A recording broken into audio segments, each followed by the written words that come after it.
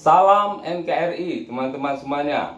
Rizik Syihab bebas murni. Dia pun berkoar-koar lagi dan menantang semua pihak yang terlibat dalam peristiwa KM50 untuk membantai dirinya. Dia pun akan mengejar mereka sampai ke akhirat. Wow, sampai ke akhirat. Ngeri. Dia pikir di akhirat nanti dia bisa leluasa bertindak sesuka hati sebagaimana dia di dunia ini. Pastinya di akhirat setiap orang akan disibukkan dengan urusannya masing-masing, bukan mengurusi orang lain. Nah, berikut ini adalah pembahasan Cokro TV mengenai hal tersebut. Sudah lama ruang publik kita ini terasa lebih adem setelah Rizik, Bahar, dan orang-orang sejenisnya mendekam dalam penjara. Suara bising arogan dan semena-mena mendadak senyap. Akhirnya, ketika kelompok intoleran berhadapan dengan hukum yang ditegakkan, mereka ciut juga nyalinya. Rizik Syihab misalnya, dia adalah orang yang dikenal sangat keras dan tak kenal takut. Penistaan pada agama lain, provokasi, ujaran kebencian sudah menjadi kebiasaan dalam isi ceramah dan orasinya. Bahkan orang-orang seperti Bahar juga terinspirasi dengan gaya Rizik. Maka wajar dalam kelompok mereka Rizik itu diberi gelar imam besar, karena Rizik adalah lokomotif yang menggerakkan banyak gerbong yang berisi orang-orang berangasan di belakangnya.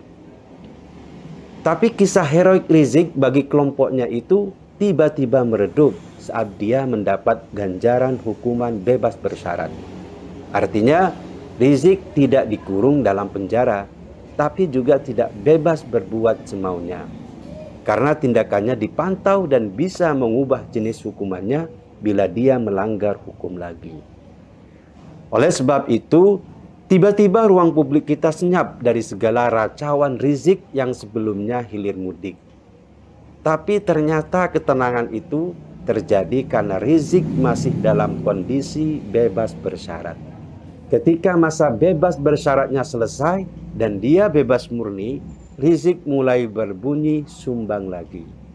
Ex-pentolan Front Pembela Islam atau FPI itu menyatakan perang ke pihak-pihak yang terlibat dalam kasus penembakan 6 laskar FPI di KM50 Tol Jakarta Cikampek. KM50 merujuk pada kejadian tewasnya 6 anggota dan laskar FPI karena ditembak pada Desember 2020 lalu di Tol Jakarta Cikampek. Dua terdakwa dalam kasus ini, Bribtu Fikri Ramadan dan Ibda M. Yusmin Ohorela, divonis bebas oleh Hakim Agung MA pada Rabu 7 Desember 2022. Jadi sekali lagi saya bersumpah demi Allah, saya menyatakan perang. Saya menyatakan perang kepada semua pihak yang terlibat dalam pembantaian KM50, kata Rizik dengan lantang. Rizik mengultimatum akan melakukan penuntutan kepada para pihak yang terlibat dalam kasus KM50 dalam waktu dekat. Ia memastikan akan mengejar para pihak yang terlibat dalam kasus ini dari dunia sampai akhirat. Dia bahkan akan mengejarnya sampai ke internasional, yaitu dengan mengirim berkas ke beberapa negara yang peduli HAM. Tak hanya itu, Rizik juga akan menggerakkan semua habib, ustadz, majelis taklim hingga pondok pesantren untuk membaca doa khusus. Tujuannya supaya pihak yang terlibat dalam kasus KM50 hidupnya hancur dan binasa dari dunia sampai akhirat. Ia juga bertanya kepada para pihak yang terlibat dalam kasus KM50 itu kapan akan membantainya juga. Ia menunggu momen tersebut asalkan tidak sedang bersama anak dan istrinya. Kata-kata Rizik yang berapi-api itu memunculkan paradoks. Dia dan jamaahnya juga kerap melanggar HAM seperti melakukan sweeping, berbuat kekerasan, main hakim sendiri, mempersekusi minoritas, melakukan ujaran kebencian atas dasar agama, dan banyak lagi. Rizik dan jamaahnya bukanlah kelompok yang peduli pada HAM, tapi Ketika mereka merasa mendapat perlakuan tidak manusiawi, mereka mendadak seperti aktivis HAM. Pernyataan perang itu juga menunjukkan Rizik tidak pernah berubah. Dia tidak merasa selama ini perbuatannya salah. Rizik sibuk menuding pihak lain sebagai penjahat, sementara dia dan kelompoknya adalah korban.